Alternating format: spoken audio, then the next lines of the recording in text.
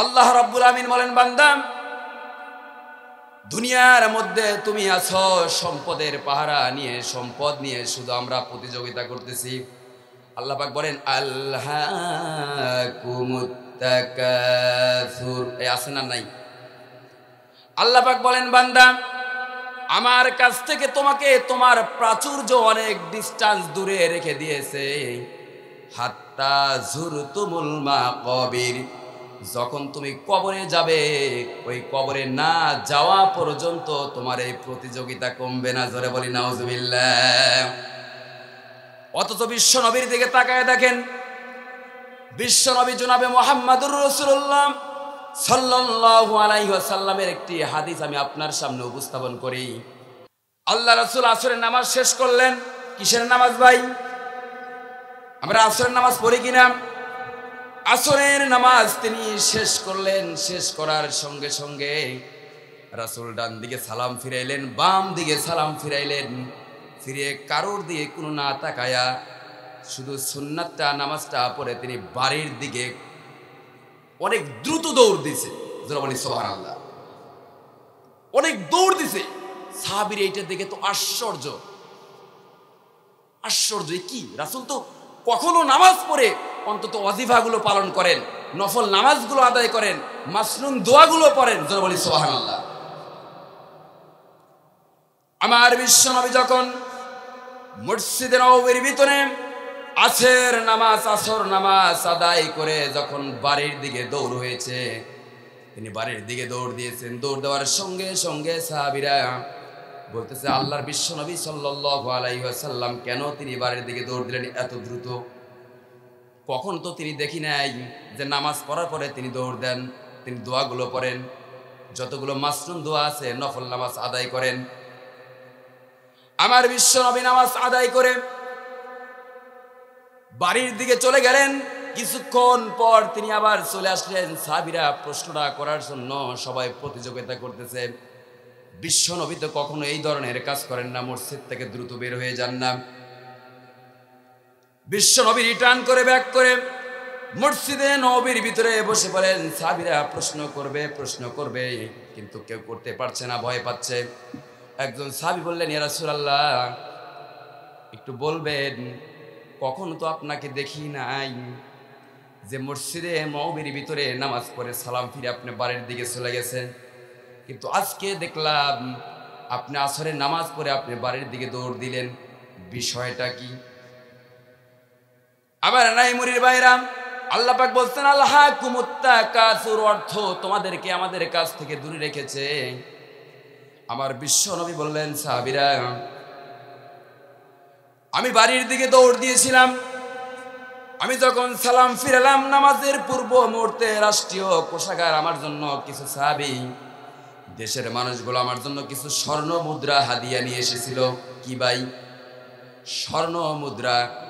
আমরা আলেম ওলামা গেলে বিভিন্ন জায়গায় গেলে বিভিন্ন জিনিস হাদিয়া দেয় মানুষ। আমার বিশ্ব নবী বলেন, সাহাবীরা আমার জন্য কিছু স্বর্ণ মুদ্রা হাদিয়া এনেছে, আমি আয়েশার ঘরের ভিতরে রেখে আমি নামাজ পড়তে এসেছি। নামাজ যখন আমি শেষ করলাম, শেষ করার সঙ্গে সঙ্গে আমার মনে চিন্তা হলো, আমি বিশ্বনবী যদি আমার ঘরের ভিতরে স্বর্ণ রেখে যদি আমি মারা যাই, কাল কঠিন কিয়ামতের দিন আল্লাহ রাব্বুল আলামিন আমাকে প্রশ্ন করবেন, আমার বিশ্বনবী আপনি দুনিয়া থেকে চলে আসছেন কিন্তু আপনার ঘরের ভিতরে টাকা ছিল, পয়সা ছিল, প্রাচুর্য ছিল, অর্থ ছিল, আপনার কি লোভ ছিল? আপনার কি অর্থের প্রতি লোভ ছিল? আল্লাহ রাসূল বলেন, সাহাবীরা আমি চিন্তা করলাম যদি আমি মারা যাই, হয়তো যদি আল্লাহ পাক আমাকে প্রশ্ন করেন, এই ভয়টা আমার মেমোরিতে আমার অন্তরের ভিতরে কাজ করেছিল, যার কারণে আমি চিন্তা করলাম আল্লাহ যদি আমাকে প্রশ্ন করে এর জন্য যদি আমাকে জবাবদিহিতে করতে হয়, এই জন্য আমি সালাম ফিরে বাড়িতে চলে গেছি। আমার বাড়ির ভিতরে যে স্বর্ণ মুদ্রাগুলো আমাকে হাদিয়ে দেওয়া হয়েছিল তার সবগুলো আল্লাহর রাস্তায় দান করে আবার মসজিদে নববীর ভিতরে চলে এসেছি। আল্লাহু আকবার, আল্লাহু আকবার। মুসলমান ভাইরা আমার, আল্লাহ রাব্বুল আলামিন এই জন্য আল্লাহ রাব্বুল আমিন বলেন, দুনিয়ার মানুষ অর্থের প্রতি বেশিটা লোভ করো না, যতটুকু আছে এতটুকুর ভিতরে তুমি সন্তুষ্ট থাকো। তাহলে আল্লাহ রাব্বুল আমিন বলেন, বান্দা তুমি যদি অল্পর ভিতরে সন্তুষ্ট থাকো তোমার বিচারটাও হবে অল্প। জোরে বলি সুবহানাল্লাহ। মুসলমান ভাইরা আমার, আল্লাহ রাব্বুল আমিন বলেন, দুনিয়ার মানুষ আমরা ইসলামের জন্য কি ত্যাগ করলাম আর কি করলাম। আজকে আমরা যত সারা বাংলাদেশে মাদ্রাসা করেছি, হাই স্কুল করেছি, ইউনিভার্সিটি করেছি, একটু আওয়াজ দেয়া বলবেন, হাজার ইউনিভার্সিটি মাদ্রাসার তালিবে ইলমকে যদি একত্রিত করা যায়, একজন সাহাবীর মতো মানুষ কি তৈরি করা সম্ভব? এই বলেন, সম্ভব? তার আসল কারণ হলো একটা জিনিস, আমার বিশ্ব নবী এই ইতিহাস জানেন। আমি একটু সিম্পল আপনাকে টাচ করতে চাই, মেইন যে কজটা আমি আপনাকে বলবো, যে ইতিহাসটা বলবো, ইতিহাস আপনারা জানেন। আমি সূরা নিসা থেকে একটি আয়াত তেলাওয়াত করেছি, শেষ করে দেব। হ্যাঁ আমার ভাইরা, আল্লাহ রাব্বুল আমিন একজন সাহাবী ছিলেন, রাসূল করিম সাল্লাল্লাহু আলাইহি ওয়াসাল্লাম বলেন, এই আমার পরে যদি কোনো নবী হয় ওমর হবে, এবং কাল কঠিন কিয়ামতের দিন হযরত দাউদ আলাইহিস সালাতু ওয়াস সালাম, সুলাইমান আলাইহিস সালাতু ওয়াস সালামের মিডল পয়েন্ট একজন লোক দাঁড় হবে, তার নাম ওমর। নাম কি? আওয়াজ দা বলেন, নাম কি? এই ক্ষমতা আছে না নাই? আওয়াজ দা বলেন, ক্ষমতা আছে না নাই? মুসলমান ভাইরা আমার, এই সেই লোক। আল্লাহ রাসূল কেমন মুসলমান আমরা, আমাদের মনে বিশ্বাস নাই, একই নাই, আমাদের লোভ লালসা বেশি। কিন্তু আল্লাহ রাব্বুল আমিন একজন সাহাবী, দেখেন কি ধরনের মন মানুষটা, কেন আল্লাহ রাসূল এই কথা বলেছেন। নবীর মিডল পয়েন্টে দাঁড়াবে দুইজন নবীর, আমিনুল মুমিনিন হযরত ওমর, যে লোকটা আল্লাহ রাসূলের কাছে বিচার চাইতে গিয়েছিলেন, একজন মুসলমান মানুষ আল্লাহ রাসূলের কাছে বিচার চাইতে গেলেন। বিচার চাওয়ার সঙ্গে সঙ্গে আল্লাহ রাসূল মুসলমানের পক্ষে না দিয়ে দিলেন হলো ইহুদির পক্ষে। এই লোকটা চলে গেল। ইতিহাস জানেন, আমি একটা মেইন জায়গায় যাব। এই লোকটা আল্লাহ রাসূল রায়টা দিলেন ইহুদির পক্ষে। এই বেটা কি বিশ্বাসী, মনটা মলিন করলো, আল্লাহ রাসূলের উপর রাগ করলো, অভিমান করলো। বেটা কি মুসলমান বলেন তো? এই লোকটা চলে গেল হযরত আমিনুল মুমিনিন ওমরের কাছে। যখন চলে গেলেন, ওমরের কাছে যাওয়ার সঙ্গে সঙ্গে হযরত ওমর বললেন, প্রথম বিচার করছে কে? বলে রাসূল। বলে, তোমার ভালো লাগে নাই, কেন মানো নাই? এবার ওমর ঘরের ভিতর থেকে তরবারিটা এনে ওই লোকটার, ওই মুসলমান লোকটার ঘাড়টা কাটা ফেলাইছে। অন্যায় করছে কিনা বলেন? এই কোরআন মুসলমানের সকলের জন্য সমান কিনা ভাই বলেন? সকলের জন্যই কিন্তু সমান। এ কারোর দিকে কোনো মায়া লাগাবে না, দরিদ্রের জন্য যেমন, বড় লোকের জন্য তেমন। এই কোরআন যে মানবে, তামাম পৃথিবীর মানুষগুলো এই কোরআন মানলে শান্তির মধ্যে থাকবে। জোরে বলি সুবহানাল্লাহ। আমার ভাইরা, একটি আয়াত এর আগে অবতীর্ণ হয়েছিল, আয়াতটা শোনেন। আল্লাহ রাব্বুল আমিন কুরআনুল কারীমের ভিতরে বলেন, وَمَن يَقْتُلْ مُؤْمِنًا مُتَعَمِّدًا فَجَزَاؤُهُ جَهَنَّمَ خَالِدًا فِيهَا। জোরে বলি সুবহানাল্লাহ। সরি, নাউজুবিল্লাহ। সবাই এত সুবহানাল্লাহ হবে না।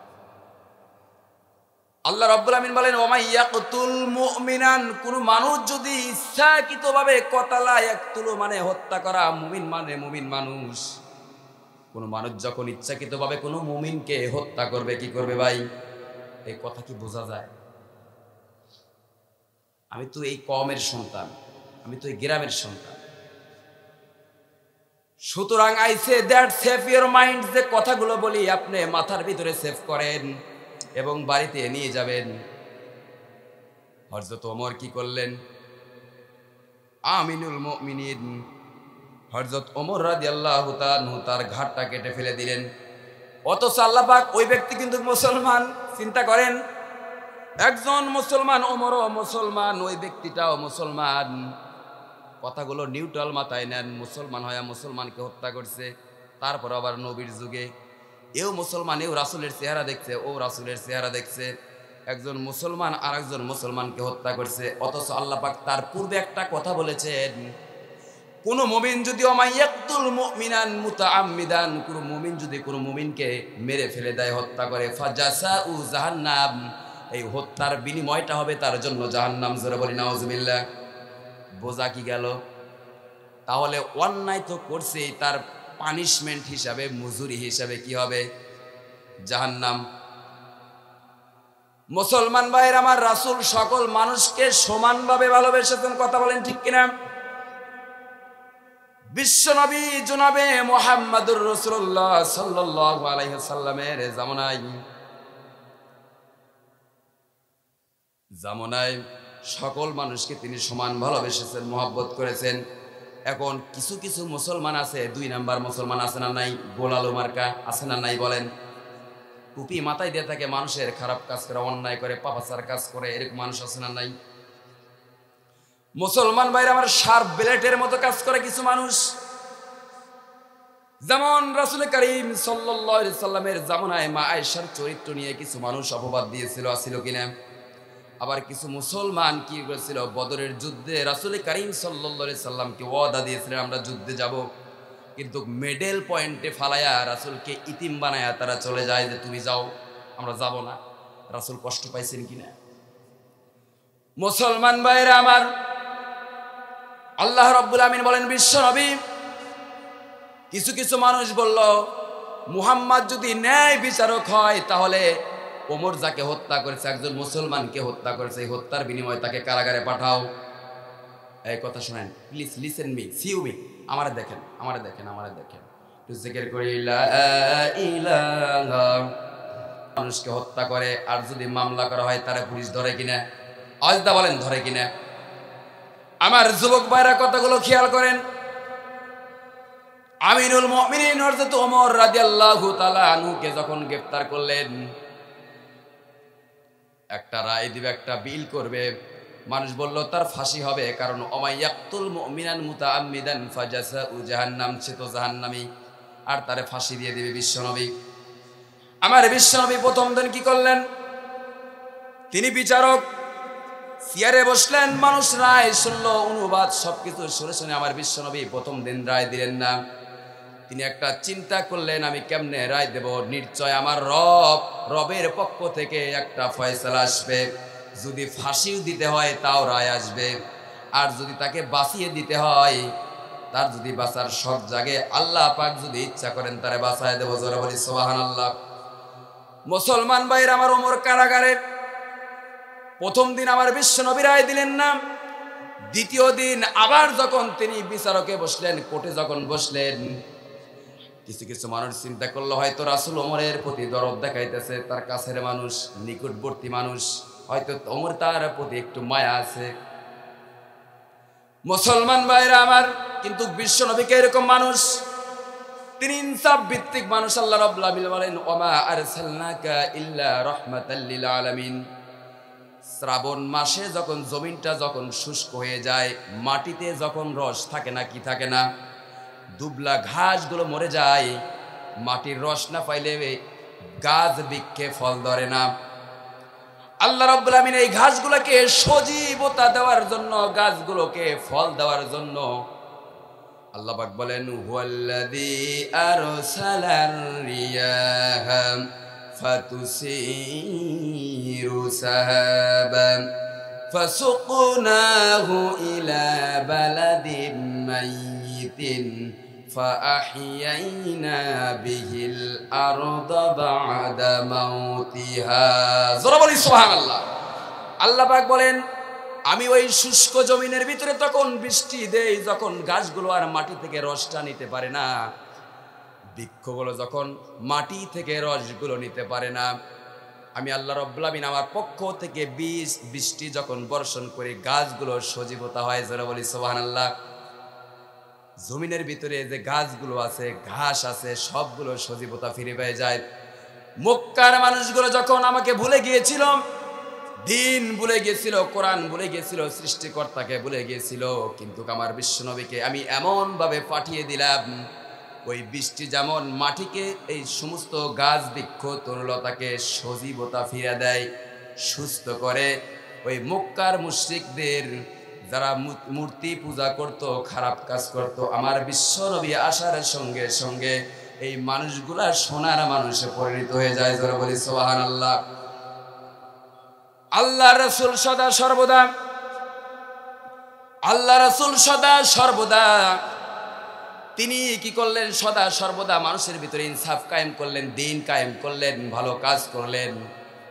এই নবী 2 নাম্বার বিচার করতে পারে না। কিয়ামতের দিন প্রত্যেকটা সমাজ লিডারকে আল্লাহর আসামির কাঠগড়ায় দাঁড় করতে হবে। কোথায়?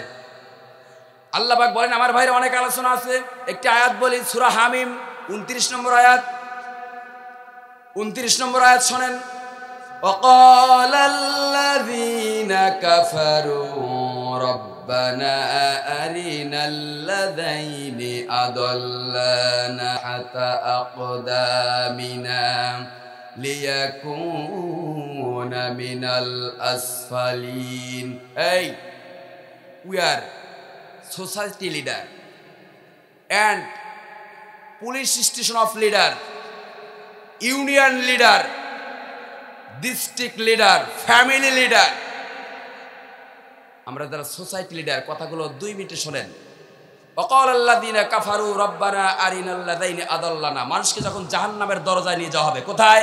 এই কোথায়? জাহান্নামের দরজায় নিয়ে যাওয়া হবে।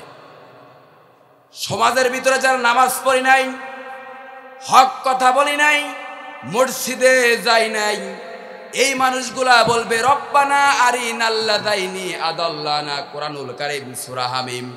আল্লাহ সমাজের ভিতরে কোন নেতা আমারে পথভ্রষ্ট করেছে? নামাজের কথা কয় নাই, রোজার কথা কয় নাই, সঠিক বিচার করে নাই। এই কি করে নাই? সূরা হামিম 29 নম্বর আয়াত। সঠিক বিচার করে নাই। আল্লাহ কোন মানুষটা আমাদেরকে এরকম পথভ্রষ্ট করেছে ওই লোকটাকে ডাকো। একটা মানুষের প্রথম অভিভাবক হলো তার পিতামাতা। কি পিতামাতা? আল্লাহ কে বলছে? পরে বলা হবে তোর ওর পিতামাতাকে ডাক দে। পিতামাতা এসে জাহান্নামের দরজায় বলবে, আল্লাহ আমার সমাজে যে নেতা ছিল আমাকে তো সে চাপ সৃষ্টি করে নাই, আমি আমার সন্তানরে ভালো হইতে কেমনে বলবো? আমার কথা তো সন্তান শোনে নাই।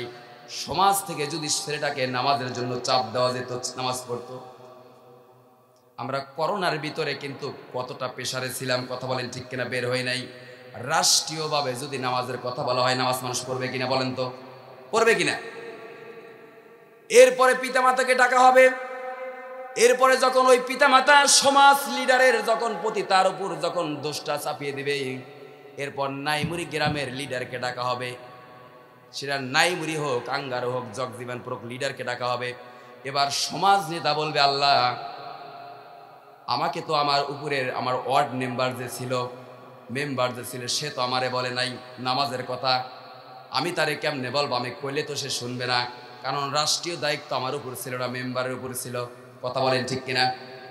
মুসলমান ভাইরা আমার হাজার কথা বুকে জমে আছে, বলা যাবে, সমস্যা নাই। এরপরে মেম্বার যখন চলে আসবে, মেম্বার বলবে, আল্লাহ আমি তো মেম্বার ছিলাম, ছোট্ট একটা 2 নাম্বার ওয়ার্ড ছিল, আমার উপরের নেতা চেয়ারম্যান তো আমারে নামাজের কথা বলে নাই, রোজার কথা বলে নাই, জাকাতের কথা বলে নাই। আল্লাহ এরপর আল্লাহ ওই চেয়ারম্যানকে জাহান্নামের চৌরাস্তায় ডাকবে। কোথায় বলেন তো? এই কোথায় ডাকবে? জাহান্নামের চৌরাস্তায় ডাকা হবে। মুসলমান ভাইরা আমার, তারেও ডাকা হবে। এরপর চেয়ারম্যান দোষটা চাপিয়ে দিবে পুলিশ স্টেশন অফ লিডার, যিনি ওসি থাকবেন তার উপর দোষটা চাপায়া দিবে। একটু জিকির করি, লা ইলাহা লা ইলাহা। সুন্নাত নয় শুধু দাওয়াতে মেহমান, সুন্নাত নয় শুধু খাওয়া শেষে মধুপান, আরো কিছু সুন্নাত আছে তুমি জানো কি? জানলেও জীবনে কখনো তা মানো কি? কথা বলেন ঠিক কিনা? মুসলমান ভাইরা আমার, এরপরে যখন চেয়ারম্যান আসবে, পুলিশ স্টেশন লিডার আসবে, তিনি বলবেন আল্লাহ আমি তো ওসি ছিলাম, রাষ্ট্রীয়ভাবে আমাকে তো নামাজের কোনো কথা বলা হয় নাই, এই ব্যাপারে তো কোনো কিছু বলা হয় নাই। আল্লাহ বলবেন এই ওসি তুই দাঁড়া, এখানে আগে দাঁড়া, তোর উপরে কে ছিল তারে ডাক। এরপরে ডিস্ট্রিক্ট অফ লিডার, যিনি একটা ডিস্ট্রিক্ট পরিচালনা করেন, আল্লাহ পাক তারে ডাকবেন। অনেক লম্বা চওড়া ইতিহাস, কোরআনের কথা বলতেছি, সূরা হামিম 29 নম্বর আয়াতের তাফসীর। এবার ডিস্ট্রিক্ট লিডার চলে আসবেন, আসার সঙ্গে সঙ্গে এরপরে রাষ্ট্রীয় পর্যায় পর্যন্ত, প্রধানমন্ত্রী পর্যন্ত চলে যাবেন, সব নেতাগুলোকে দাঁড় করবাবেন। আল্লাহ পাক আসামির কাঠগড়ায় যদি নেতার মতো নেতা না হয়ে খেতা হয়, কথা বলেন ঠিক কিনা? মুসলমান ভাইরা আমার, এই জন্য আমরা যারা অভিভাবক সচেতন, always be careful, conscious our society, আমাদের সমাজ সম্পর্কে আমরা সচেতন হই, আমাদের ছেলে সন্তান সম্পর্কে আমরা সচেতন হই। তাহলে আল্লাহ পাক বলেন যে বান্দা তোমার সন্তান যদি ভালো হয়, ওই সন্তানের ওসিলায় আমি তোমাকে জান্নাত দিতে পারি। জোরে বলি সুবহানাল্লাহ। 1 মিনিট ইতিহাস। আল্লাহ নবী ঈসা কবরস্থানে ঘুরতে যাচ্ছে, নাম কি? ঈসা। দেখতেছে একটা সুঘ্রাণ, একটা ভালো মানের ফ্লেভার আসতেছে বাতাসের সঙ্গে। কার সঙ্গে? আল্লাহ নবী বললেন কুল, ঈসা আলাইহিস সালাম বললেন কুম বিইজনিল্লাহ, বেটা এদিকে হয়, come here, you say that your বাউ ডাটা, তুই তোর বাউ ডাটা গুলো বল তোর অতীতের জীবনে। এবার কবর থেকে ওই বেচারা উঠে এসে বলতেছে আল্লাহর নবী ঈসা আসসালামু আলাইকুম, কেন আপনি আমারে ডেকেছেন? বলতেছে বেটা তোর কবর থেকে এত কেন সুঘ্রাণ আসে, এত সুন্দর সুঘ্রাণ ফ্লেভার আসতেছে, কারণটাকে কি আমল তুই করছিস? আমলটা কেন থেকে নেন? প্রত্যেকটা ঘটনার পিছনে কিন্তু একটা আমল আছে। এই লোকটা বলতেছে আল্লাহর নবী ঈসা আমার কোনো আমল নাই, 2টা সন্তান আমার পৃথিবীতে ভালো আছে, সোমবার এবং বৃহস্পতিবারে আমার কবরটা জিয়ারত করে, যার বদৌলতে রব্বির হামহুমা কামা রব্বায়ানি সগীরা।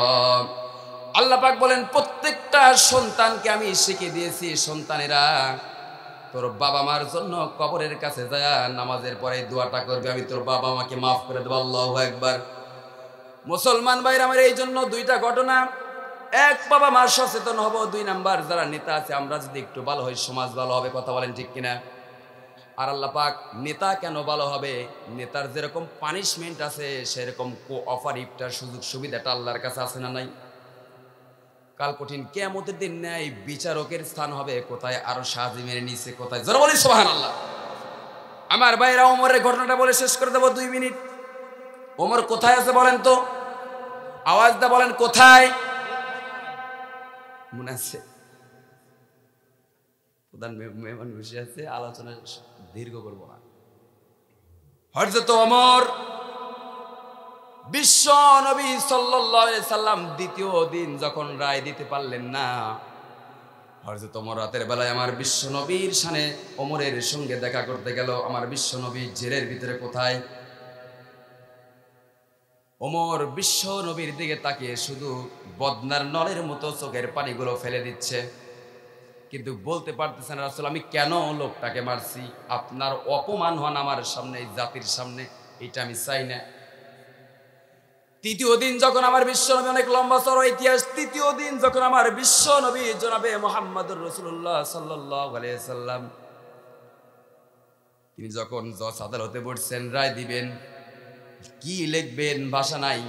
আচ্ছা বলেন, নবী রাসূলকে নিজের মন জ্ঞান অনুযায়ী কোনো কথা বলেছেন? কোনো কথা বলেন নাই। আল্লাহ রাব্বুল আলামিন বলেন কোন নবী যদি, আমার বিশ্ব নবী যদি মন থেকে বানায় কোনো কথা বলতো, আমি বিশ্ব নবী তার জিহ্বাটা টান দিয়ে, আমি আল্লাহ রাব্বুল আলামিন আমার বিশ্ব নবীর জিহ্বাটা টান দিয়ে বের করে কেটে ফেলে দিতাম। জোরে বলি নাউজুবিল্লাহ। সেই নবী কি মিথ্যা কথা বলতে পারে? তৃতীয় দিন যখন জাজমেন্টটা আদালতে বসে গেছে, কোর্টের মধ্যে বসে গেছে, আমার নবী রায় দিবেন, আল্লাহ রাব্বুল আলামিন সুন্দর করে জিব্রাইল আলাইহিস সালাতু ওয়াস সালামকে বলে দিলেন, জিব্রাইল আমার বিশ্ব নবী কিং কর্তব্য বিমূর, ওমর আমাকে ভালোবেসেছে, ওমর আমাকে মহাব্বত করেছে, ওমর চায় না যে আমার বিশ্ব নবী জাতির সামনে কলঙ্কিত হোক। ওমর যে কাজটা করেছে ভালো করেছে, তার আসল কারণটা হলো যে সূরাটা পড়েছি, যে আয়াতটা পড়েছে, আয়াতের সারে নজুলটা এতক্ষণ বললাম, এই ঘটনাগুলো যখন ঘটলো আল্লাহ পাক এই আয়াতটা অবতীর্ণ করেন। আমার সাথে পড়েন, ফালা রাব্বিকা লা ইউমিনুনা হাত্তা ইউহাক্কিমুকা ফীমা শাজারা বাইনাহুম।